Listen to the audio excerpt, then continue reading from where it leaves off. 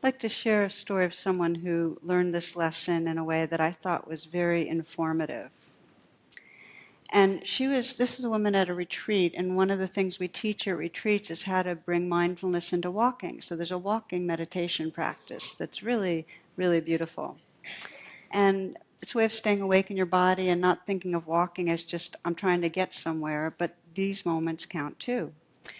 But she didn't really like it. She was having difficulty with walking meditation, asked if she could just do sitting practice through it. And one of the teachers that she was working with said, instead of that, why don't you stop sitting altogether and do just walking meditation all morning? So she moaned and negotiated and then agreed on, the teacher suggested all day, they agreed on half the day. So here's her note describing what happened. Okay. She says, long walking meditation all morning. Assignment completed. Thank you. Now I can meditate while moving. I thought I might discover why I've been so resistant to it, but no, circumstances taught me something else instead. I chose to walk in the annex walking room because it's small, beautiful, and usually quiet. Today, however, it was noisy as hell. There was some guy in there walking as the little engine that could, wearing noisy boots. Well, I thought, surely he'll be gone when the walking period ends. No such luck. This madman pounded his way through an hour and a half, except when he paused to drink or remove a noisy layer of clothing. I tried metta. Surely he must have a lot of pain to be so driven. Then I realized I wanted to kill the SOB. I stood there noting hate, hate. Later I stood in the middle of the room and wept. Tears, tears.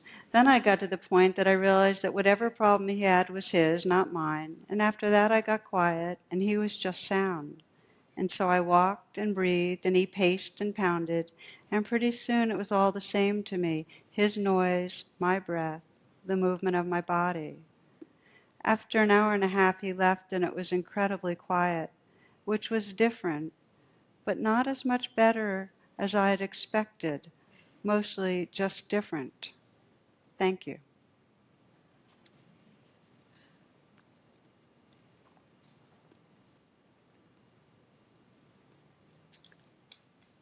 So the teaching really is that we have all sorts of ideas of how we want life to be, and we spend a lot of time trying to make it a certain way and get away from it being the way we don't want it to be.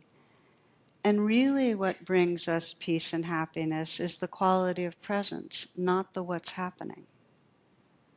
Equanimity is the wisdom that knows it, that just has an openness and lets the life of the moment be as it is. It's the heart that's ready for anything. Now, I have different ways of practicing it. One way is during looking at emails, because emails are this incredible world of going into one little, black hole and then to another. And it's like you're really disappearing into all different flavors of trance. And can we, and they bring up each one will bring up a different universe inside us. So is there a way to just stay, within the midst of it? I'll share with you if I can find it. I think I have it here. One of my favorite of the email stories is a couple from Michigan. They decide to go to Florida to thaw out during a really cold winter, like this one.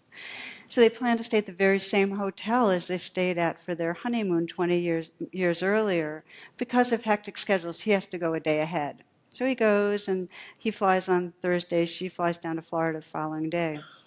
He checks into the hotel. There's a computer in his room, so he decides to send an email to his wife, but he leaves out one letter in the address and accidentally, so he sends it out. Doesn't realize he made an error. Meanwhile, somewhere in Houston, a woman had just returned home from her husband's funeral. He was a minister for many years. He had been called home to glory after a heart attack. So the widow decided to check her email, expecting messages from relatives and friends. And after reading the first message, she fainted. So the widow's son rushed into the room and found his mother on the floor, and here's what he saw on the screen. To my loving wife. Subject, I've arrived. Date, 20th of March, 2014. I know you're surprised to hear from me. They have computers here now, and you're allowed to send emails to loved ones.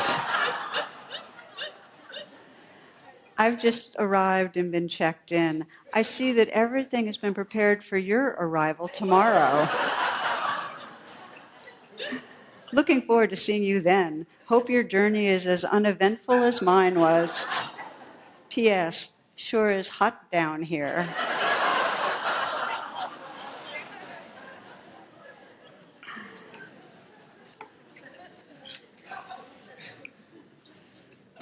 So, thus far we've talked about the one major way we come home to equanimity, and that's absolutely coming into the waves of the moment.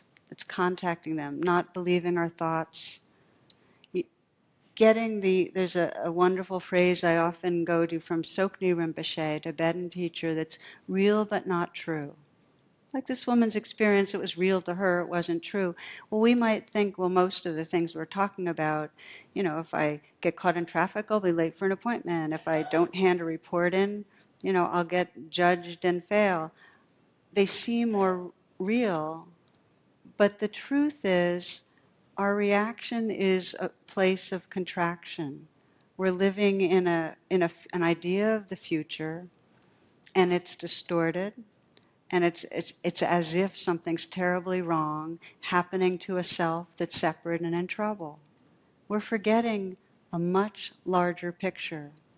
That if we were in a different space of heart and mind and remembering, there would be some room for the anxiety that goes through. We'd still be anxious, but we wouldn't be hooked.